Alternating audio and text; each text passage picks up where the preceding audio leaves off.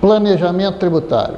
Meus amigos, você já ouviu falar de uma operação chamada Casa Separa?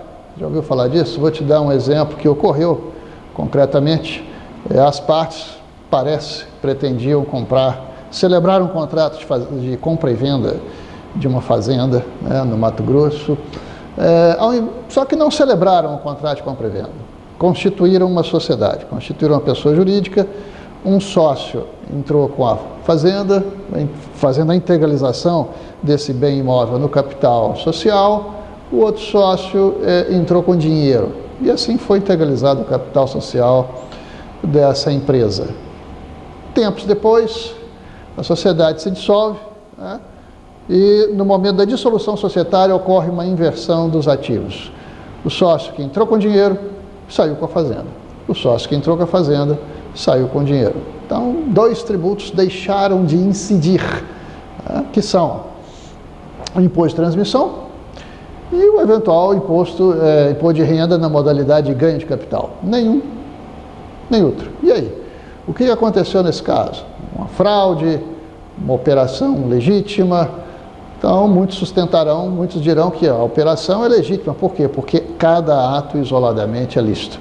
Essa é a tese, essa é a ideia da tipicidade, né? Se cada ato isoladamente é lícito, o conjunto também será. É lícito constituir uma sociedade, é lícito formar o capital social com dinheiro, com outros bens, é lícita a dissolução societária, não há um prazo tabelado para isso, não há impedimento legal nenhum de que no momento da dissolução os ativos sejam invertidos, o sócio que entrou com um bem saia com outro, nada disso é proibido. E se não fizeram nada de proibido, analisando cada ato, né, então a conclusão seria de que a operação no seu conjunto é lícita. Essa é uma ideia, a ideia da tipicidade, né, de que obedecida a lei não há nada a temer, porque a cada vez que o legislador cria um tipo, seja um tipo penal, seja um tipo tributário, ele cria simultaneamente espaços vazios de liberdade que nós podemos percorrer sem medo. Porém, como todos sabem, o CARF, nos últimos anos, creio que do advento do Código Civil de 2002 para cá, desenvolve uma outra ideia que se funda na teoria da fraude à lei e passa a exigir do contribuinte o business purpose, ou seja, o propósito negocial. Não basta que cada ato isoladamente seja lícito, é necessário demonstrar que empresarialmente a operação faz sentido. Não basta justificar a operação apenas com economia tributária, né? Então, por essa segunda tese da teoria da fraude à lei, do business purpose, propósito negocial, necessário demonstrar esse propósito, e se ele não ficar demonstrado, é tida como inválida a operação de planejamento tributário, considerando-se que a fraude emerge do conjunto. O conjunto é que é revelador da fraude, né? As partes agiram conforme o direito, porém abusaram. E desde o Código Civil de 2002, o abuso de direito em si mesmo é positivado como um ato ilícito. Qual é, meus amigos, a origem dessa teoria da fraude à lei que conduz, em direito tributário, à exigência do propósito negocial? A teoria da fraude à lei ela é muito interessante, e é muito interessante porque começa com uma história de amor, que é o caso da Condessa de Beaufremont, né? E o acórdão que julgou o caso foi prolatado em 1876. A Condessa de Beaufremont era casada, parece que mal casada, queria se divorciar. Não podia se divorciar sob a vigência da lei francesa. A França do século XIX não contemplava o instituto do divórcio. O que fez então a Condessa? O máximo que era permitido na época era a obtenção de uma medida judicial de separação de corpos. Foi o que ela fez, obteve a medida de separação de corpos. Feito isso, ela migrou, né?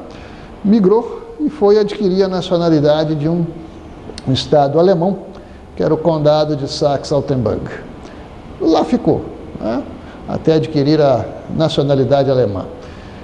A lei alemã da época dizia que aquelas pessoas que tivessem uma medida judicial de separação de corpos vigorando durante X tempo poderiam pleitear a equiparação dessa sua condição à condição de divorciado. Foi o que ela fez.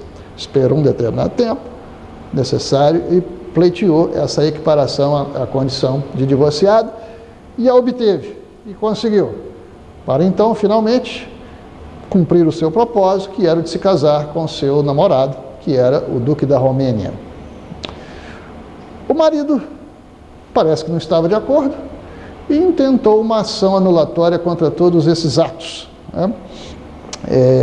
Dizendo que o seu propósito, no conjunto, era o de driblar a legislação francesa que proibia o divórcio. Mas vejamos,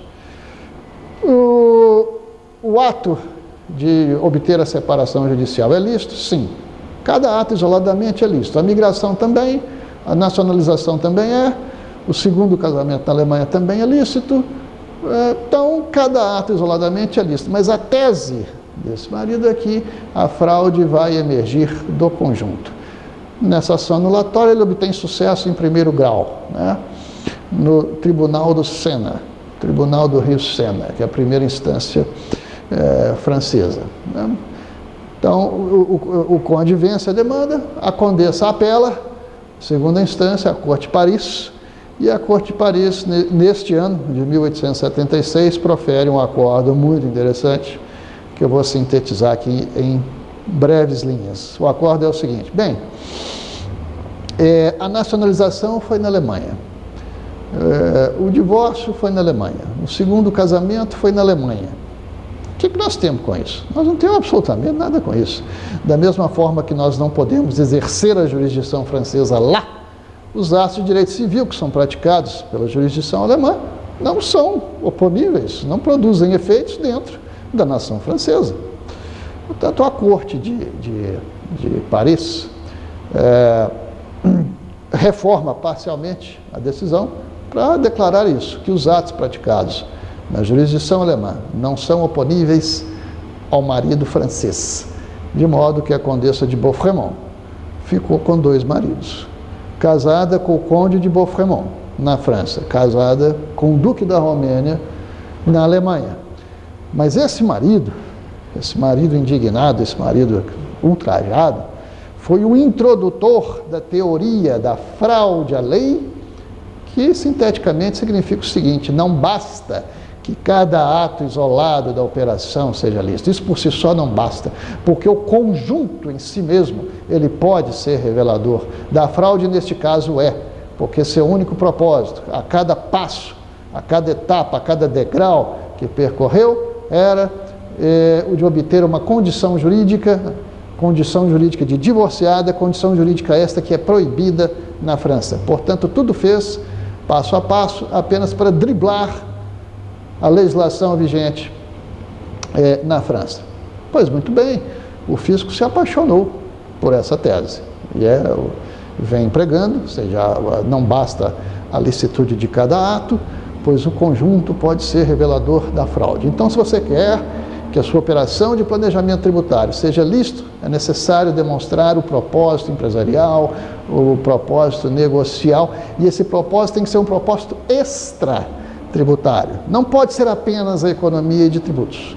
É essa a ideia que vinha vigorando no CARF nos últimos anos, que é uma ressurreição da teoria da fraude à lei, né, do século XIX, desse caso da Condessa. Porém, uma recente decisão do CARF, Conselho Administrativo de Recursos Fiscais, o tribunal que julga a legalidade das operações de planejamento tributário, está chamando a atenção. Está chamando a atenção porque essa decisão traz em si um retorno à ideia da tipicidade. Então, diz o acórdão que eu tenho aqui em minhas mãos, que é um acórdão que se refere a uma autuação, infrações de imposto de renda da pessoa jurídica e contribuição social sobre o lucro líquido no montante de quase 90 milhões de reais. É o processo número 16327-7211-48/2015, dígito 23. Vou repetir: 16327.7211-48/2015, dígito 23, julgamento de um recurso voluntário da 4ª Câmara, primeira turma ordinária, não vou aqui dizer as partes, né? Seria deselegante, mas diz aqui a ementa do acórdão diz o seguinte: planejamento tributário, motivo do negócio, conteúdo econômico, propósito negocial, licitude. Não existe regra federal ou nacional que considere negócio jurídico inexistente ou sem efeito se o motivo de sua prática foi apenas economia tributária. Ou seja, está dizendo que a simples economia tributária é lícita. E tem que ser, com a carga tributária brutal que nós temos, todo gerente tem o dever de fazer todo o possível dentro da lei para reduzir, para pagar menos, dentro dos caminhos permitidos pelo direito, mas que ele faça tudo para pagar menos tributos. Não tem amparo no sistema jurídico a tese de que negócios motivados por economia fiscal não teriam conteúdo econômico ou propósito negocial e poderiam ser desconsiderados pela fiscalização. O lançamento deve ser feito nos termos da lei, ou seja, na conformidade do princípio, do velho princípio consagrado princípio da tipicidade. Considero esta uma decisão muito importante. Obrigado pela atenção.